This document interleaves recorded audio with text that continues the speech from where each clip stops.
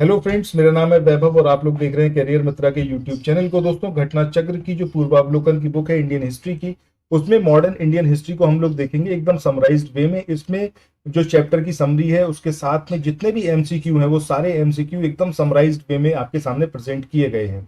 सो अगर आप चाहते हैं इस बुक को मल्टीपल टाइम्स रिवाइज करना तो उसके लिए बेहद जरूरी है कि आप इन पीडीएफ को जरूर पढ़ें। आप वीडियो सीरीज के माध्यम से फ्री ऑफ कॉस्ट इसको देख सकते हैं, अदरवाइज आप मात्र 69 रुपीज का पेमेंट करके इन पीडीएफ को ले सकते हैं। चलिए शुरू करते हैं आज के अपने सेशन को। आगे बढ़ने से पहले इतना जरूर कहूंगा कि चैनल को सब्सक्राइब कर लीजिएगा। डेली बेसिस पर ये वीडियोस आपको देखने को मिलेंगे चैनल पर। सो इन वीडियोस के माध्यम से आप अपनी तैयारी को और अच्छा कर सकते हैं। सो आइए शुरू करें। सबसे पहले यहाँ पर हम बात करते हैं इस चैप्टर में कौन कौन से इवेंट्स और उससे एसोसिएटेड कौन कौन सी जो डेट्स हैं वो गिवन है। सबसे पहले बात करें हम वॉरेन हेस्टिंग्स की, तो इनका जो टेन्योर रहा था, जो इनका शासनकाल था, वो 70 से लेके 85 तक, यानी कि 1774 से 85 के बीच में ये यहाँ पर रहे थे इंडिया में, और इनका ये टाइम पीरियड था। ठीक है, उस टाइम पर इन्होंने रूल किया था। इसके बाद रेगुलेटिंग एक्ट की बात करें 1773 का है। रोहिला युद्ध की बात करें, ये पर्टिकुलरली पूछा गया एग्जामिनेशन में। 1774 में ये वॉर हुआ था। कमेंट सेक्शन में बताइएगा कि रोहिला वॉर ये किस किस के बीच में हुआ था, ये आप लोगों से मेरा क्वेश्चन है। अच्छा, यहाँ पर अगर हम बात करें प्रथम मराठा युद्ध की, तो पहला जो मराठा वॉर हुआ ये 1775 से लेके 82 के बीच में हुआ। सेकेंड मैसूर वॉर की बात करें तो सेकेंड मैसूर वॉर जो हुआ ये आपका 1780 से लेके 84 के बीच में हुआ। इसके बाद पिट्स इंडिया एक्ट की बात करें, आई होप आप सबको अच्छे से पता भी होगा कि ये 1784 का है। अच्छा, क्या कुछ आप जानते हैं पिट्स इंडिया एक्ट के बारे में, ये कमेंट सेक्शन में बताइएगा। ठीक है, जितना ज्यादा आप लोगों का इन्वॉल्वमेंट रहेगा हर एक वीडियो में, उतना ही ज्यादा चीजें आप मल्टीपल टाइम्स रिवाइज कर पाओगे और आपके जो साथी हैं उनको भी उतना ज्यादा बेनिफिट होगा। अच्छा, एशियाटिक सोसाइटी ऑफ बंगाल की बात करें तो इसकी स्थापना हुई थी 1784 में, 1784 में। लॉर्ड कॉर्नवालिस की बात करें तो इनका जो शासनकाल रहा था, या फिर बंगाल के गवर्नर जनरल बने थे, सो किस ड्यूरेशन से किस ड्यूरेशन तक रहे थे, वो था आपका 1786 से 1793 तक, यानी कि 1786 से 1793। उसके बाद दोबारा 1805, 30 जुलाई 1805 से 5 अक्टूबर 1805 तक ये दोबारा इस पद पर नियुक्त किए गए थे। कॉर्नवालिस कोड की बात करें या फिर संहिता की बात करें तो ये आई थी आपकी 1793 में। कॉर्नवालिस की डेथ की बात करें तो इनकी डेथ हुई थी 5 अक्टूबर 1805 को। इसके बाद आगे बढ़ते हैं और बात करते हैं लॉर्ड वेलेजली की। सो इनका जो टेन्योर रहा था वो रहा था आपका 1798 से लेके 1805 तक, 1798 से लेके 1805 तक। यहाँ पर एक काफी इंपॉर्टेंट पॉइंट है जिससे एसोसिएटेड क्वेश्चन एग्जामिनेशन में पूछा गया है, वो है आपका लॉर्ड वेलेजली की जो सहायक संधि थी, इसको स्वीकार करने वाले राज्यों का क्रम आपको जो है पता होना चाहिए। इससे रिलेटेड क्वेश्चंस आए हैं। सबसे पहले हैदराबाद, उसके बाद मैसूर, इसके बाद तंजौर, उसके बाद अवध, उसके बाद पेशवा, फिर बरार के भोसले, उसके बाद सिंधिया। ये एक क्रम है। ठीक है, अगर आप बात करें हम 1798 और 1805 के मिड की, तो अगर आप उस टाइम का इंडिया का मैप देखोगे तो हैदराबाद, मैसूर, तंजौर ये तीनों आसपास हैं। अवध हमारा ऊपर नॉर्थ इंडिया में पड़ता है। इसके बाद फिर पेशवा, ठीक, इधर बरार के भोसले और इधर सिंधिया। ठीक है, तो इस तरीके से मतलब सबसे पहले हम हैदराबाद की बात करेंगे तो इसके आसपास के मैसूर और फिर तंजौर आएंगे। उसके बाद सीधे नॉर्थ इंडिया और उसके बाद सेंट्रल इंडिया, यानी कि पेशवा, बरार के भोसले और सिंधिया। इस तरीके से एक सीक्वेंस में आप इन्हें याद रख सकते हैं अगर आपको ये पर्टिकुलर ईयर याद नहीं है। वैसे रखेंगे तो वेल एंड गुड है। हैदराबाद की बात करें 1798 से लेके 1800 के बीच में इसने जो था सहायक संधि को स्वीकार किया था। मैसूर ने 1799 में। तंजौर की बात करें अक्टूबर 1799 में। नवंबर 1801 में अवध ने। इसके बाद दिसंबर 1802 में पेशवा ने। दिसंबर 1803 में बरार के भोसले। और सिंधिया जो है इन्होंने फरवरी 1804 में इस सहायक संधि को स्वीकार किया था। इसके बाद आगे बढ़ते हैं, बात करते हैं बसीन की जो संधि थी। ये जो ट्रीटी हुई थी ये दिसंबर 1802 में हुई थी। ये ट्रीटी जो है एग्जैक्टली पूछी गई है एग्जामिनेशन में कि कौन से ईयर में या फिर कब जो है ये संधि जो है ये अस्तित्व में आई। तो आपको याद रखना है दिसंबर 1802। इसके बाद लॉर्ड विलियम बेंटिक की बात करें, 1828 से लेकर 1835 के बीच में इनका टेन्योर रहा था। टाइम पीरियड में कोशिश करी गई थी, बाद में 1843 में दास्ता को अवैध घोषित किया गया था। लॉर्ड हेस्टिंग्स की बात करें तो इनका जो टेन्योर रहा 1813 से 1823 के बीच में रहा। अब इस ड्यूरेशन में एक तो एंग्लो नेपाल वॉर हुआ, यानी कि आंग्ल नेपाल युद्ध, अंग्रेजों और नेपाल के बीच में, ये 1814 से 1816 के बीच में हुआ। इसके बाद सुगौली की ट्रीटी, ये इसी का परिणाम थी, जो एंग्लो नेपाल वॉर हुआ था। तो इसी क्रम में यहाँ पर 4 मार्च 1816 को ये ट्रीटी साइन करी गई थी। लॉर्ड डलहौजी की बात करें, बहुत इंपॉर्टेंट है क्योंकि इनके टाइम में काफी सारी चीजें हुई हैं। अब ये 1848 से लेकर 56 के बीच में इनका टेन्योर रहा। भारत में जो पहला रेलवे लाइन था ये 1853 में बिछाया गया था, मतलब इस पे जो है गाड़ी चली थी, ठीक है, ट्रेन चली थी। इसके बाद अवध का अधिग्रहण की बात करें, ये पर्टिकुलर डेट काफी इंपॉर्टेंट है, 13 फरवरी 1856, इसमें अवध का अधिग्रहण हुआ। अच्छा, यहाँ पर यह भी काफी इंपॉर्टेंट टेबल है जिसमें डलहौजी के व्यपगत सिद्धांत के तहत जो राज्य विलय किए गए उनका एक क्रम आपसे पूछा जाता है। तो इसमें सतारा, फिर जैतपुर, संबलपुर, फिर बघाट, फिर उदयपुर, फिर झांसी, नागपुर, फिर करौली, ठीक है। तो ये ईयर देख रहे हो, ये आपको एज इट इज याद रखने। सबसे पहले 1848 था, 1849 में जैतपुर संबलपुर, 1850 में बघाट, उसके बाद उदयपुर की बात करें 1852, झांसी 1854, नागपुर 1854। मतलब आपका झांसी और नागपुर जो है ये एक ही ईयर में अधिग्रहित किए गए। इसके बाद करौली 1855, ठीक है। सो इन सारी को याद रखने बातें हैं। और यहाँ बात करते हैं करौली की। सो करौली जो था इसको कोर्ट ऑफ डायरेक्टर्स ने विभाजन के अंदर दिया गया था, इसको अस्वीकार कर दिया, तो इसका अधिग्रहण कैंसिल किया गया था। तो इलेक्टिव था कि करौली जो रियासत थी इसका अधिग्रहण जो सिद्धांत के अंतर्गत अस्वीकार किया गया था। इसके बाद रियासतों के प्रति जो प्रमुख ब्रिटिश नीतियां थी वो कौन कौन सी थी और कौन कौन से ईयर से कौन कौन से ईयर तक उस पर्टिकुलर पॉलिसी को अपनाया गया ब्रिटिश रूलर्स के द्वारा। तो 1740 से 1765 की बात करें, ये वो टाइम था जब रियासतों से संघर्ष हो रहा था। यानी कि यहाँ पर ये कोशिश कर रही थी कि जो इंडिया में उस समय रियासतें थी उन रियासतों के समकक्ष आया जाए, मतलब वो भी उसी तरीके से इंपॉर्टेंट रोल प्ले करें, और उसके लिए संघर्ष हुआ। अगर 1740 से 1765 की बात करें तो बंगाल में 2 वॉर हुए, प्लासी का वॉर और बक्सर का वॉर। दोनों के ईयर कमेंट सेक्शन में आपको बताइए, ठीक है। इसके बाद 1765 से 1813 ये सुरक्षा नीति या फिर रिंग फेंस पॉलिसी इसको बोला जाता है, इसके तहत कार्य किया गया।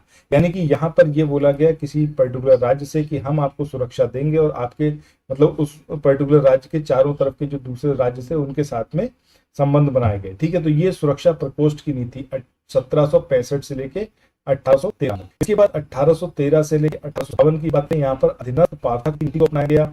1858 से लेकर 1935 तक अधीनस्थ संघ की नीति पर काम किया गया ब्रिटिश के द्वारा, ब्रिटिश रूलर्स के द्वारा।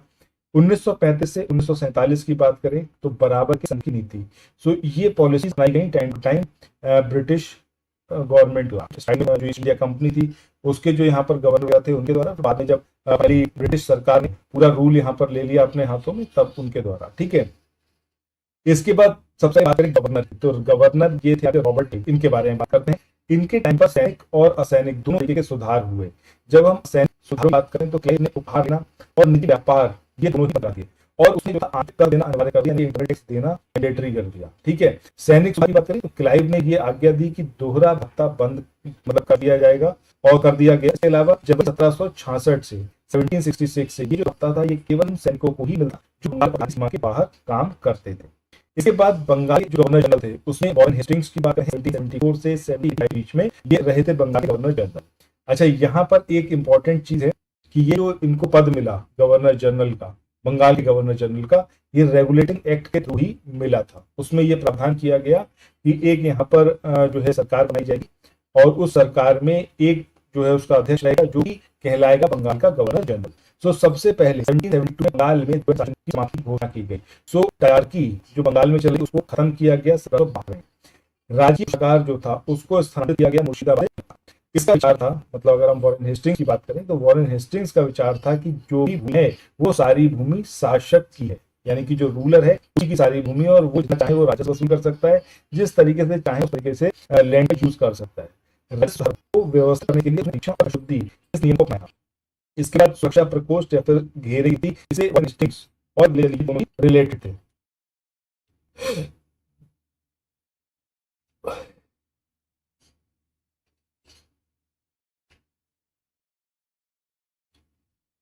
सो आगे देखते हैं।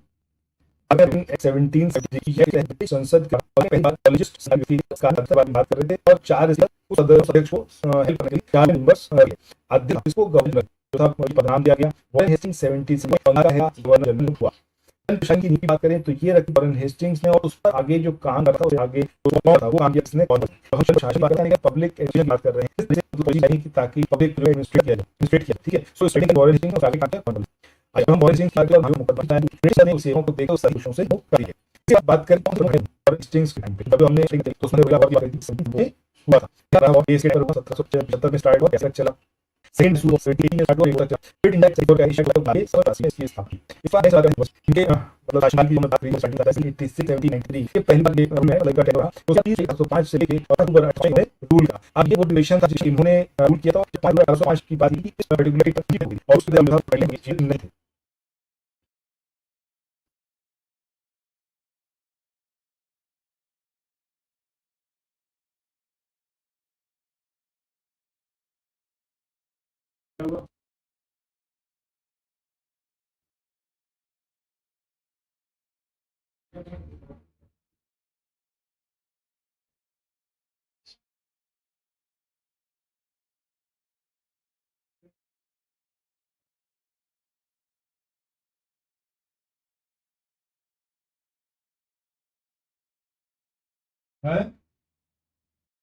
इसके बाद आगे बात करते हैं लॉर्ड कॉर्नवालिस की। अब ये लॉर्ड कॉर्नवालिस का टेन्योर कब से कब तक रहा, सबसे पहले ये चीज पता होना जरूरी है।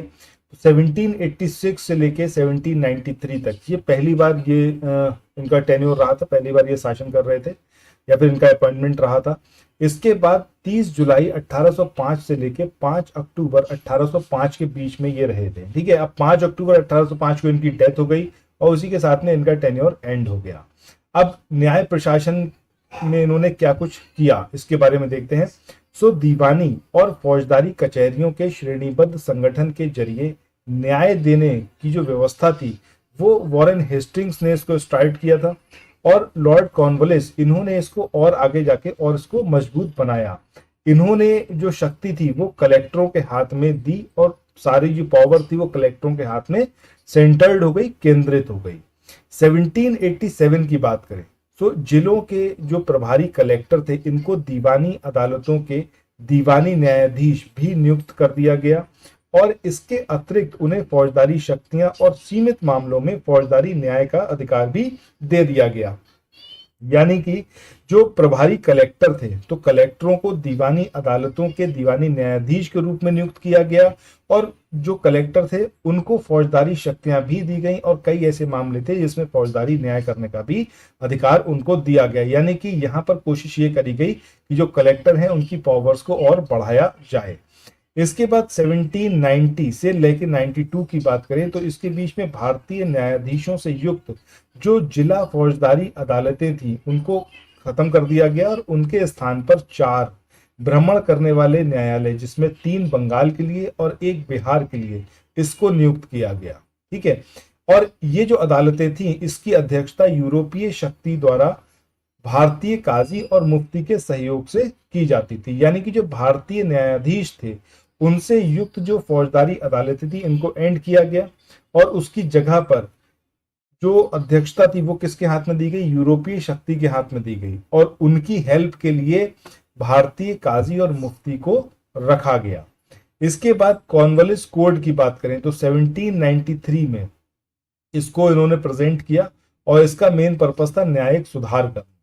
ये जो सुधार थे ये शक्तियों के पृथक्करण पर केंद्रित थे, यानी कि पावर्स के डिस्ट्रीब्यूशन पर, और इसके तहत कर और न्याय प्रशासन को अलग कर दिया गया। पहले कर को कलेक्ट करना, टैक्स कलेक्ट करना और जस्टिस देना ये दोनों एक ही व्यक्ति के हाथ में रहते थे, बट यहाँ पर इसको स्प्लिट कर दिया गया।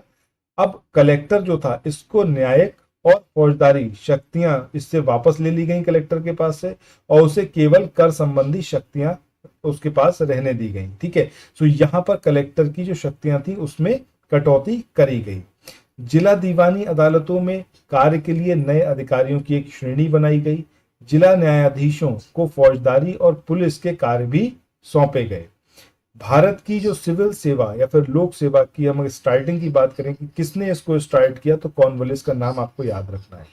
कॉर्नवालिस की डेथ की बात करें 5 अक्टूबर 1805 को गाजीपुर उत्तर प्रदेश में हुई, और यहीं पर इसकी कब्र भी जो है वो स्थित है। इसके बाद आगे बात करते हैं लॉर्ड वेलेजली की। तो 1798 से लेके 1805 के बीच में इसका टेन्योर रहा है, और ये जो था इसने इंप्लीमेंट करी थी सहायक संधि। ये सही है कि सहायक संधि का इसने इवॉल्व नहीं किया था, इसने इसका आविष्कार नहीं किया था। और ऐसा कहा जाता है कि डुप्ले जो कि पहला यूरोपीय था जिसने अपनी सेना जो थी वो किराए पर भारतीय राजाओं को दी थी। सो ये जो सहायक संधि थी, इसको अगर कहा जाए कि किसने स्टार्ट किया सबसे पहले, तब डुप्ले का नाम आपको याद रखना है, ना कि लॉर्ड वेलेजली का। इसके बाद सहायक संधि को स्वीकार करने वाले राज्यों का जो क्रम है ये भी आपको याद रखना है। सबसे पहले हैदराबाद, फिर मैसूर, फिर तंजौर, फिर अवध, फिर पेशवा, फिर बरार के भोसले, इसके बाद सिंधिया, और उसके बाद जोधपुर, जयपुर, कचेरी, बूंदी और भरतपुर। सो यहाँ पर हैदराबाद ने 1798 से लेके 1800 के बीच में सहायक संधि को अपनाया। मैसूर ने 1799 में, तंजौर ने अक्टूबर 1799 में, अवध ने नवंबर 1801 में, पेशवा ने दिसंबर 1802 में, बरार के भोसले इन्होंने दिसंबर 1803 में, सिंधिया ने फरवरी 1804, उसके बाद फिर जोधपुर, जयपुर, मछेरी, बूंदी और भरतपुर का नाम आता है। अच्छा, यहाँ पर ये जरूर याद रखना है कि सहायक संधि को स्वीकार करने वाला पहला मराठा सरदार ये था आपका पेशवा बाजीराव सेकंड। इसके बाद एक प्रमुख घटना इसके टेन्योर में रही, वो थी आपकी बसीन की संधि, जो कि दिसंबर 1802 में हुई थी। ये पर्टिकुलर डेट आपको याद रखनी होगी। पेशवा बाजीराव सेकंड और अंग्रेजों के बीच में इस ट्रीटी पर साइन किया गया। इसमें प्रावधान ये था कि बाजीराव सेकंड ये अंग्रेजों की संरक्षकता को स्वीकार करेगा, यानी कि अब जो ये अंग्रेजों के अंडर ही काम करेगा। और अंग्रेजों ने पेशवा को पूना जो था वो वापस करने की बात यहाँ पर कही कि आपको ये पूना वापस कर दिया जाएगा, और लगभग 60,000 सैनिक ये पेशवा की रक्षा के लिए वहां पर राज्य में रखे जाएंगे। इसके बदले में पेशवा ने अंग्रेजों को 26 लाख रुपए वार्षिक आय वाले जो क्षेत्र थे उसको अंग्रेजों को सौंपने की बात कही, उस पर सहमति जताई। अच्छा, इसके अलावा कौन कौन से इवेंट रहे थे, तो इसी का टेन्योर था जब 1800 ईस्वी में शाह शुजा, ये अहमद शाह अब्दाली का पौत्र था, ये काबुल की गद्दी पर बैठा। लेकिन उसका जो भाई था शाह महमूद, उसने बरगजई सरदार, जिसमें दो नाम आपको याद रखने, फतेह खां और दोस्त मोहम्मद, इनकी हेल्प ली, और ये जो शाहशुजा था इसको 1809 में गद्दी से हटा दिया। तो ये सारे चीजें जो है इसी के टेन्योर में घटित हुई। इसी समय शाहशुजा ने रणजीत सिंह इनसे मदद मांगी, और कोहिनूर हीरा जो था रणजीत सिंह को भेंट किया था। इसके बाद नेक्स्ट बात करें लॉर्ड विलियम बेंटिक की, तो इनका टेन्योर 1828 से 35 के बीच में रहा, और इसने सती प्रथा, बालिका शिशु वध, इस सबको समाप्त करने के प्रयास किए थे। ठगी समाप्त कर शांति और व्यवस्था इन्होंने स्थापित की। लॉर्ड विलियम बेंटिक ने कैप्टन सलीमन इनको ठगों से निपटने का कार्य सौंपा था। 1837 की बात करें तो उसके बाद संगठित रूप से ठगों का अंत किया गया, या फिर एक तरीके से हो गया। इसके बाद तटस्थता की नीति, ये जो बेंटिक थे इन्होंने भारतीय रियासतों के प्रति यथासंभव तटस्थता की नीति अपनाई। इन्होंने मतलब ऐसा नहीं करा कि जबरदस्ती इन्वॉल्व हो इंटरनल पॉलिटिक्स में, ये उससे दूर रहना इन्होंने पसंद किया। जयपुर में जब अव्यवस्था बहुत ज्यादा बढ़ गई उसके बाद भी बेंटिक ने हस्तक्षेप नहीं किया। इसी तरीके से जोधपुर, बूंदी, कोटा, भोपाल, वहां पर भी इसने कोई इंटरफेयर नहीं करा। लेकिन 1831 में जब मैसूर और 1834 में कुर्ग और कछार की जो रियासतें थी उनको मतलब इसने अपने प्रदेश में मिला लिया, क्योंकि यहाँ पर बहुत ज्यादा डिस्टरबेंस हो रहा था। इसके बाद नेक्स्ट बात करें 1833 का जो चार्टर एक्ट था, तो इसमें क्या कुछ प्रावधान किए गए थे उनको देखते हैं। इसके द्वारा भारतीय प्रशासन को पूर्णतः केंद्रीकृत करने का प्रयास किया गया। बंगाल के गवर्नर जनरल को भारत का गवर्नर जनरल बना दिया गया। 1833 ईस्वी में लॉर्ड विलियम बेंटिक को भारत का पहला गवर्नर जनरल बनाया गया। दास्ता को अतिशीघ्र जो है वो समाप्त करने के लिए गवर्नर से कानून बनाने को कहा गया। तो ये सारी चीजें रही 1833 का जो चार्टर एक्ट था उसके अंतर्गत। ठीक है, तो यहाँ पर भारतीय प्रशासन को पूरी तरीके से सेंट्रलाइज करने का कोशिश किया गया पहली बार। इसके अलावा बंगाल का जो गवर्नर जनरल था उसको अब भारत का गवर्नर जनरल नाम दिया गया। और 1833 में जो लॉर्ड विलियम बेंटिक थे इनको भारत का पहला गवर्नर जनरल बनाया गया। और दास्ता को जल्दी से जल्दी समाप्त किया जाए इसके लिए बोला गया गवर्नर से कि आप जो है कानून बनाइए। भारत में दास्ता के अंत की बात करें तो 1789 में ये पहली बार प्रयास हुआ जिसमें बंगाल से दासों का निर्यात इसको बंद किया गया। 1811-1823 में दासों से रिलेटेड कानून बनाए गए। 1833 में चार्टर एक्ट में दास्ता को जल्दी से जल्दी समाप्त करने के लिए बोला गया गवर्नर से कि भैया आप कानून बनाइए इसके लिए। 1843 में पूरा जो ब्रिटिश भारत था उससे दास्ता को अवैध घोषित कर दिया गया, मतलब 1843 में दास्ता को अवैध घोषित किया गया। और 1860 की बात करें, भारतीय दंड संहिता के अंतर्गत दास्ता को अपराध घोषित कर दिया गया। तो यहाँ पर पहले इसको जो है अवैध घोषित किया गया और 1860 में जाकर इसको एक क्राइम के रूप में वर्गीकृत करा गया आईपीसी में। ठीक है, इसके बाद लॉर्ड हेस्टिंग्स की बात करें जो कि 1813 में अपॉइंट हुए और 1823 तक इन्होंने काम किया। अब कौन कौन से मेन इवेंट रहे, एक रहा आपका एंग्लो नेपाल युद्ध जो कि आपका 1814 में स्टार्ट हुआ और 16 तक चला। इसकी समाप्ति हुई सुगौली की ट्रीटी जो हुई उसके थ्रू, जो कि 2 दिसंबर 1815 को लेखबद्ध की गई, मतलब इसको लिखा गया और 4 मार्च 1816 को इसका अनुमोदन किया गया। अवध का ब्रिटिश रेजिमेंट 1854 में स्लीमैन के स्थान पर जेम्स आउट्रम इनको जो है अवध का ब्रिटिश रेजिडेंट ये नियुक्त किया गया या बनाया गया। आउट्रम ने एक रिपोर्ट दी और उस रिपोर्ट को फरवरी 1856 में अवध के अधिग्रहण का आधार बनाया गया। आपसे एग्जामिनेशन में पूछा जा सकता है कि निम्न में से किसकी रिपोर्ट के आधार पर अवध का अधिग्रहण किया गया।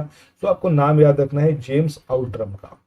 और ये जो रिपोर्ट दी ये फरवरी 1856 में अवध के अधिग्रहण का बेस बनी।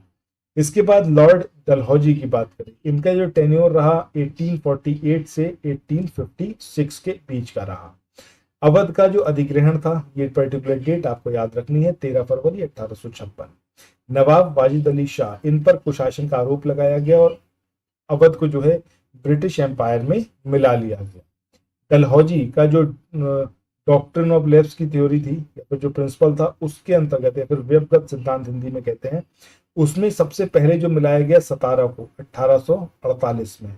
जैतपुर और संबलपुर की बात करें 1849 में, बघाट 1850 में, उदयपुर 1852 में, झांसी 1854, नागपुर 1854, इसके अलावा करौली 1855। और ये हम पहले भी बात कर चुके हैं कि करौली को जो है ये अस्वीकार कर दिया गया था कोर्ट ऑफ डायरेक्टर्स के द्वारा कि इसको जो है व्यवगत सिद्धांत के तहत जो है ब्रिटिश एम्पायर में नहीं मिलाया जाएगा। इसके बाद भारत में रेलवे की बात करते हैं। भारत में जो पहली रेल लाइन थी वो 1853 में बिछाई गई और ये बंबई से थाने के बीच में रही डलहौजी के टाइम। रेल यात्रा का जो प्रारंभ था ये ग्रेट इंडियन पेनिनसुलर रेलवे इसके द्वारा किया गया था। भारत में रेलवे के विकास का जो मेन उद्देश्य था वो था कच्चे माल को देश के आंतरिक भागों से बंदरगाह तक ले जाना, क्योंकि पूरा जो काम था ईस्ट इंडिया कंपनी का वो यही था कि यहाँ से ज़्यादा से ज़्यादा कच्चा माल लेके जाएं और उसको जो है मतलब उसके थ्रू यूज करके जो है प्रोडक्ट बनाया जाए, उसको सेल आउट किया जाए। बिजनेस करना मेन पर्पस था। इसका दूसरा उद्देश्य क्या था कि सेना को दूर दराज के क्षेत्रों तक पहुंचाया जाए ताकि अगर कोई भी ब्रिटिश एम्पायर के अगेंस्ट काम करने की सोच रहा तो उसको जो है वहां पर कुचला जा सके। रेलवे का सर्वाधिक विस्तार 1900 ईस्वी में किसके टाइम पीरियड में हुआ? लॉर्ड कर्जन के टाइम पर। इसके बाद सार्वजनिक निर्माण विभाग या फिर पीडब्ल्यूडी की बात करें तो डलहौजी से पहले सार्वजनिक निर्माण का कार्य एक सैनिक बोर्ड पर था, जबकि इसके कार्यकाल में पहली बार एक अलग पीडब्ल्यूडी विभाग जो है डिपार्टमेंट बनाया गया। ये पूरा था आपका चैप्टर नंबर 4, जो अगर आप बुक से पढ़ोगे तो आई होप कम से कम आपको 1.5 से 2 घंटा तो लगेगा ही, इतना मिनिमम है। और उसमें भी आप सारे पॉइंट्स को एक जगह नहीं देख पाओगे। सो ये जो हमारा पीडीएफ है, इस पीडीएफ के माध्यम से आप मल्टीपल टाइम्स रिवाइज कर सकते हो। अभी आपका उत्तर प्रदेश पीसीएस का एग्जाम काफी दूर है, समीक्षा अधिकारी का तो उससे भी ज्यादा दूर है। आप मल्टीपल टाइम्स इन सारी चीजों को रिवाइज करके अपनी तैयारी को बहुत स्ट्रांग कर सकते हो। और कभी भी आपसे एग्जामिनेशन में ऐसा कोई भी क्वेश्चन पूछा जाएगा जिसमें डेट के ऊपर क्वेश्चन होगा कि आपको इनको क्रमानुसार लगवाना है या फिर मतलब तिथि के अनुसार इनको अरेंज करना है, तो वो सारी चीजें आप कर सकते हो। यहाँ पर एकदम समराइज्ड वे में सही तरीके से सब कुछ गिवन है। अगर आप चाहते हैं इस पीडीएफ को पाना तो इसके लिए आपको 69 रुपीज का पेमेंट करना है। इसमें आपको पूरी इंडियन हिस्ट्री की समराइज्ड वर्जन इसी फॉर्म में मिलेगी। और इसके लिए आपको सिंपली कॉल करना है 9027281376। कॉल की जगह मैं आपको बोलूंगा कि आप प्रिफर करें व्हाट्सएप या फिर टेलीग्राम मैसेज। इस नंबर पर आप कर सकते हैं 9027281376 पर, और इस पीडीएफ को आप ले सकते हैं। सो थैंक्स फॉर वॉचिंग, मिलते हैं नेक्स्ट वीडियो में। Bye bye.